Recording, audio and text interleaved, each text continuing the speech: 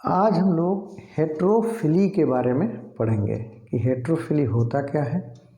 नाम से आपको थोड़ा समझ में आ रहा होगा कि ये पत्ती से रिलेटेड है, यानी ऐसा जिसमें दो प्रकार की पत्ती होती है, हेट्रोफिली। आइए देखते हैं हेट्रोफिली। इम्पोर्टेंट टर्म है क्योंकि बहुत बार ये आता है, पूछा भी जाता है, तो इसको देखते हैं। इसमें आप देखेंगे कि कोई पौधा है, उसमें पत्ती दो प्रकार की होती है। अब दो प्रकार के होने के भी कारण होते हैं। आइए वन बाय वन उसको देखते हैं। इसमें पहला देखते हैं कि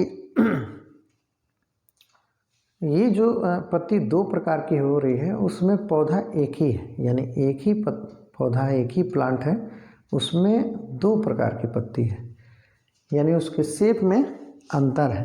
तो इसको लिख सकते हैं व्हेन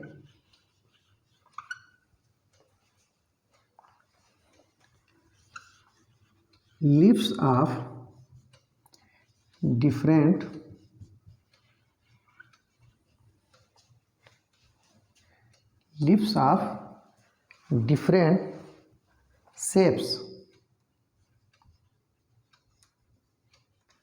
shapes occur, नोट करते चलेंगे, ऑन द सेम प्लांट।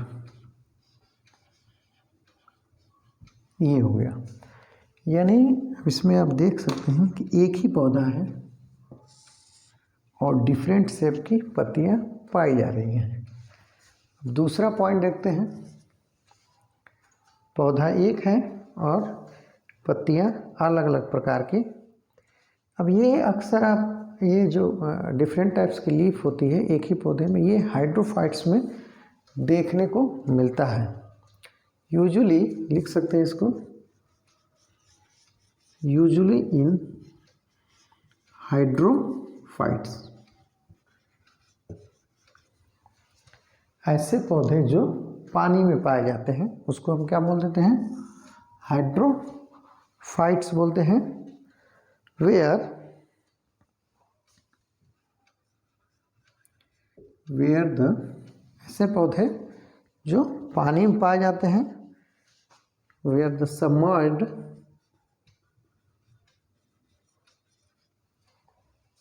ऐसे पौधे जो पानी में पाए जाते हैं और जो सबमर्ज्ड डूबे हुए, सबमर्ज्ड लीव्स,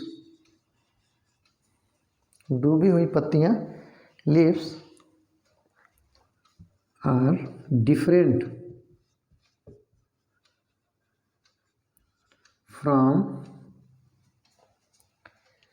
ये अक्सर हाइड्रोफाइट्स में पाया जाता है। और जो सबमर्ज होते हैं, पानी में जो डूबे रहते हैं, वो अलग होते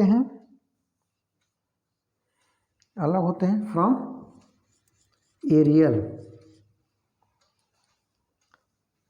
लीव्स। अब देखेंगे ये एरियल जो पत्तियां होती हैं वो अलग प्रकार की होती हैं और जो सबमर्ज होती हैं वो अलग प्रकार की होती हैं। तो समझ में आ गया होगा कि दो प्रकार की पत्तियां हो रही हैं इसमें। अब जैसे इसमें रेननकुलस या बटर कप का हम एग्जाम्पल लेते हैं, तो इसको बना लेते हैं। बटर कप का एग्जाम्पल लेते हैं, तो जैसे एक ये पत्ती ले लीजिए,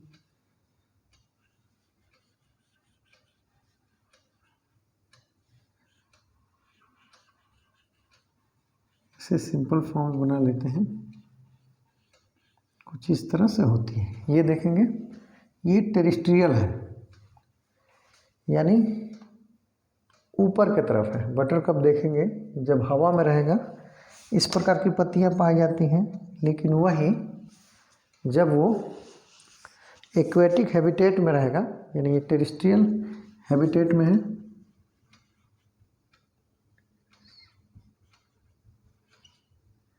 टेरेस्ट्रियल हैबिटेट, वही आप देखेंगे जब एक्वेटिक में रहेगा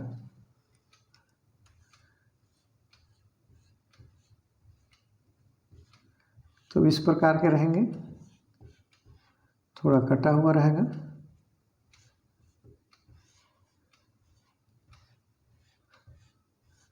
पतले पतले फाइन होंगे। ये एक्वेटिक हैबिटेट।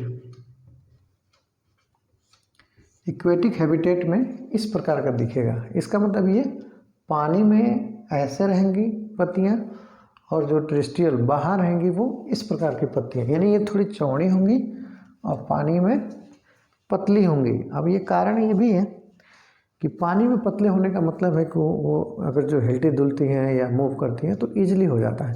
अगर चौड़ी रहेंगी तो वो थोड़ा मुश्किल होता है, यानी पानी अगर जो बार बार इधर उधर हो रहा है तो वो भी बहुत तेज़ी से झटके से इधर उधर होंगे। तो ये एक तरह से उसमें मॉडिफिकेशन होता है। अब देखते हैं कि ये नेक्स्ट पॉइंट है तीसरा,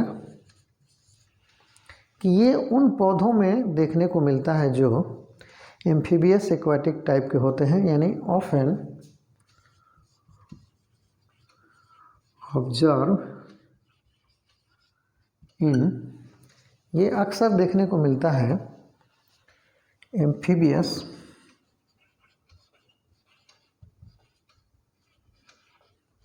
एक्वेटिक, एम्फीबियस यानी उभयचर टाइप के, एक्वेटिक यानी दोनों लैंड और वाटर दोनों में पाए जाते हैं। एक्वेटिक प्लांट्स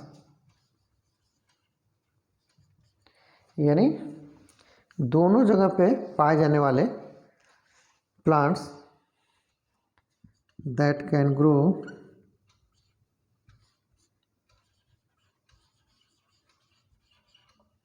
जो आसानी से ग्रो कर सकते हैं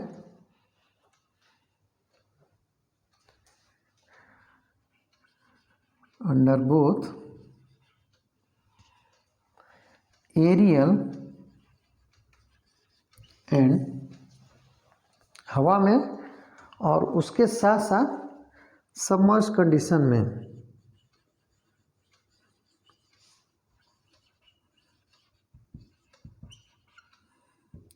यानी एरियल में और सबमर्ज कंडीशन दोनों में, मतलब सबमर्ज पानी में डूबा रहेगा तब भी वो इजीली ग्रो कर सकता है, और हवा में रहेगा उसमें भी ग्रो कर सकता है। इस प्रकार से आप देखते हैं कि ये एम्फीबियस एक्वाटिक टाइप के प्लांट जो होते हैं उसमें देखने को मिलता है। अब ये चीज़ें आती हैं कि ऐसा क्यों होता है। ये चीज़ें दो प्रकार की पत्तियां आखिर क्यों होती हैं, कुछ कारण तो होता ही होगा। तो एक तो ये देखने से भी समझ में आता है कि यहाँ पे टेरेस्ट्रियल हैबिटेट में चौड़ी होती हैं और उसमें थोड़ी फाइन होती हैं। जैसे आप देखते होंगे कोस्टल एरिया में नारियल का पेड़ बहुत ज़्यादा देखने को मिलता है। वहाँ आम, महुआ या सागौन टाइप के पेड़ नहीं होते हैं। नहीं होने का मेन कारण होता है कि वहाँ कोस्टल एरिया में देखेंगे समुद्र के किनारे हवाएं तेज़ चलती हैं और हवाओं में नमी रहता है, भारी होती हैं। तो अगर जो चौड़ी पत्ती होगी तो हवा का दबाव ज़्यादा पड़ेगा और वो नुकसान करेंगी। और नारियल की पत्ती होती है वो पतली पतली होती है, हवा इजीली पास कर जाता है, फ्लेक्सिबल होती है। तो इन कारणों से वो एडेप्टेशन उसमें आता है और वो पौधे सर्वाइव करते हैं। सिमिलरली इसमें भी इसी प्रकार से हैं कि ऐसा क्यों होता है। तो एक पॉइंट डालते हैं इसको और लिखते हैं। जैसे चौथा पॉइंट ले लेते हैं कि ये हेट्रोफिली इंड्यूस्ड बाय, ये ऐसा इसलिए होता है क्योंकि induced by changes in gene expression,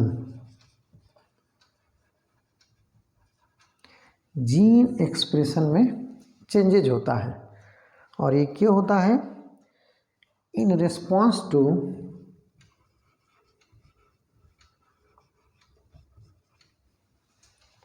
ये जो चेंजेज हो रहे हैं वो किसके रिस्पॉन्स में हो रहे हैं?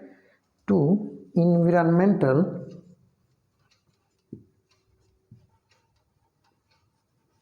कंडीशन,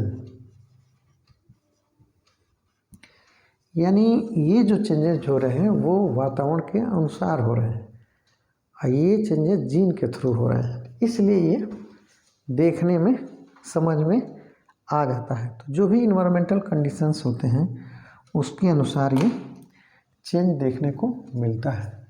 अब इसका एग्जाम्पल देख लेते हैं कि क्या क्या हो सकते हैं। तो 5वां पॉइंट यहाँ डाल देते हैं, एग्जाम्पल लिख लेते हैं। तो एक तो आप इसमें भी देख सकते हैं जो ये ट्रेपा जो है, ट्रेपा में देखने को मिलता है। फिर आप देख सकते हैं बटर कप, बटर कप जो ये देखे हैं बटर कप, या इसको एक और नाम देते हैं रेननकुलस।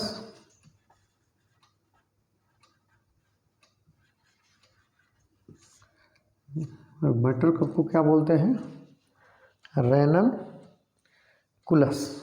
इसमें आप देखते हैं कि ये पत्तियां दो प्रकार से दिखती हैं। तो अक्सर ये हाइड्रोफाइट्स में देखने को मिलता है, इसको नोट कर लेंगे। और इससे संबंधित कोई भी क्वेश्चन आता है, इसमें चूँकि है सिंपल, ये छोटा सा टॉपिक है, लेकिन इससे समझ में आता है कि ये जो एडेप्टेशन होते हैं ये और भी बहुत सारी चीज़ों में देखने को मिलता है। तो वो इन्वायरमेंटल कंडीशन के अनुसार इम्पैक्ट आता है और उसमें जीन में ऐसा एक्सप्रेशन आता है, जीन के थ्रू ये चेंज होते हैं और जनरेशन टू जनरेशन ऐसे चलते रहते हैं। चूँकि ये फेवरेबल होते हैं, इससे पौधे को फायदा मिलता है, इसलिए चेंजेस सुटेबल होते हैं। ओके, नोट कर लेंगे।